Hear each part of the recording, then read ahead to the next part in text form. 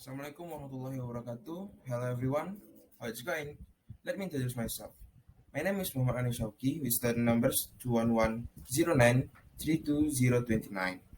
Today I will present a management material on the basis of managing in a global environment. What do we discuss in this section? You can see on the screen, the first thing is what is global environment. Then we would to know several types of global perspective, and at the end we will to know several issues which are happened recently.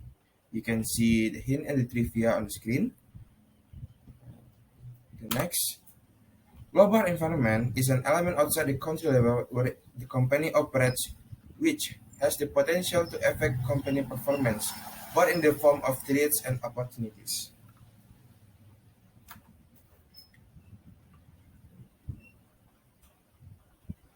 There are five common challenges of global environment.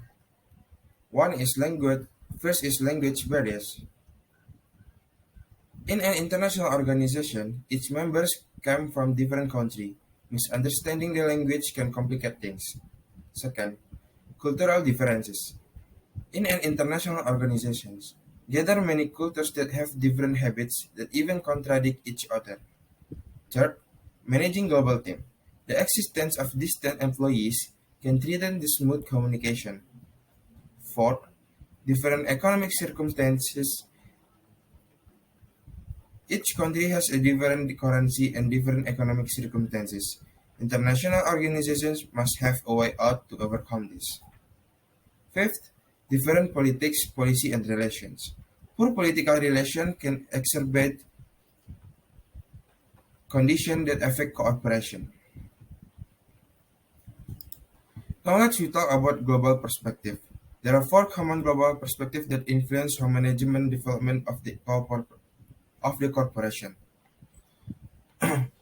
Polycentric attitudes is when executives from a company's headquarters set strategy but divert decision making to the national running the subsidiaries in foreign countries.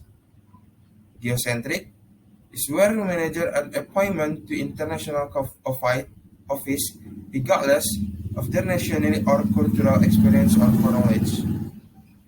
Ethnocentric is where the leadership of a company is located in the company's national headquarters.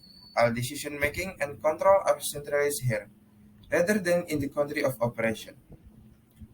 Then regiocentric focuses on local management and control of subsidiaries. The managers are generally local nations with specific knowledge and understanding of the local environment. Next, we talk about the type of global organization. One is MNC or multinational corporation.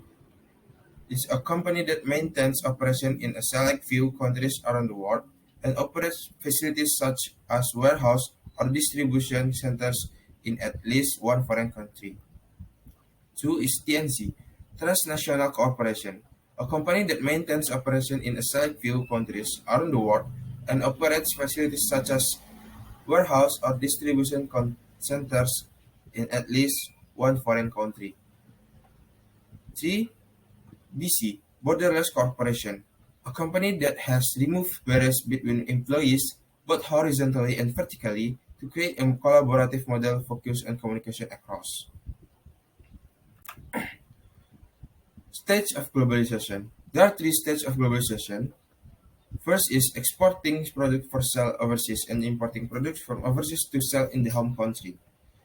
Next is committing to directly sell home country products in overseas markets or contracting for products to be manufactured overseas and held in the home country. Stage 3 is licensing manufacturing and franchising service to foreign firms to use the brand name, technology, or product specification developed by their firm. Regional trading agreement. There's many types of trading agreement, but we will talk. This is examples. First is uh, Europe Union, located in Europe. Then NAFTA, located in North America. ASEAN, located in Southeast Asia.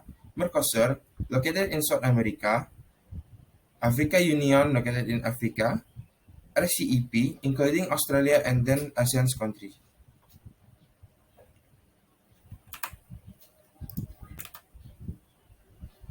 Then let's we talk about the one and only global organization that rules trade among nations.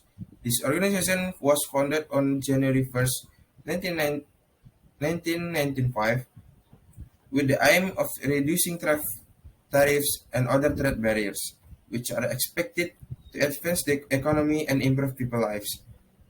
WTO launched many international agreements to regulate fair trade between several parties. The highest authority resides in a ministerial level conference, which is held every 2 years. Now, WTO has 164 country members. Other forms of globalization. You can read on the screen. You can see on the screen there are X other forms of globalization like economic globalization, social globalization, cultural globalization, political globalization, environmental globalization, technology globalization, financial globalization, and geographical globalization. Now, finally, we will find out some international cases related to the global organization. Did you know about Russia-Ukraine war? It is a military, political, economic conflict between independent Russia and Ukraine accompanied by NATO. And how about G20? Did you know it? G20 is an international organization where 20 countries with the highest contribution to the world economy gather to discuss the sustainability of the world economy. Thank you for your attention. Assalamualaikum warahmatullahi wabarakatuh.